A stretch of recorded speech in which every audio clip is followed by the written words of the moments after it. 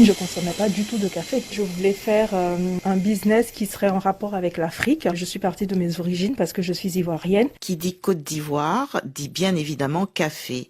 Ce pays s'est notamment construit sur cette matière première. Quand j'ai commencé à m'intéresser au café, quand je suis allée à un salon du café, que déjà, j'ai pas vu les acteurs africains présents à ce salon du café, ça a été une gifle en fait pour moi. J'ai décidé de porter le flambeau du café loin. Elle, qui n'aimait pas particulièrement le café, en a fait une passion. Elle, qui vient d'un autre univers, celui entre autres de l'optique-lunetterie, a décidé de se former à un métier peu connu, la caféologie, inspirée de l'œnologie. Mais surtout, Maria Dion-Gokane s'est lancé un défi, relancer la caféiculture en créant des produits innovants. Pour refaire l'éducation des personnes sur le café, pour pouvoir les amener à consommer à nouveau le café, il faut détourner, en fait, il faut voir tous les autres aspects du café. Il faut parler de manière très positive du café, il faut donner tous les bienfaits du café. Et à ce moment-là, ça amène les personnes à s'intéresser de plus en plus. Et là, ils se rendent compte que les préjugés qu'ils avaient sur le café n'étaient pas vérifiés. Donc, on va commencer par l'infusion, par exemple, à partir de la pulpe et la peau de la cerise de café,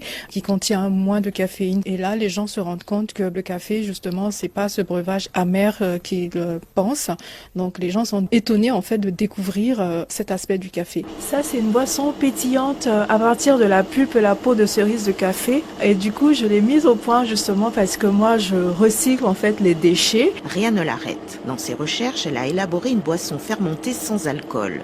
Selon elle, rien ne se perd dans cette graine magique et ça pétille d'imagination. Ah, je suis contente. Mais ça a le goût de la cascara. La cascara, mot espagnol, c'est la pulpe de la cerise de café séchée au soleil.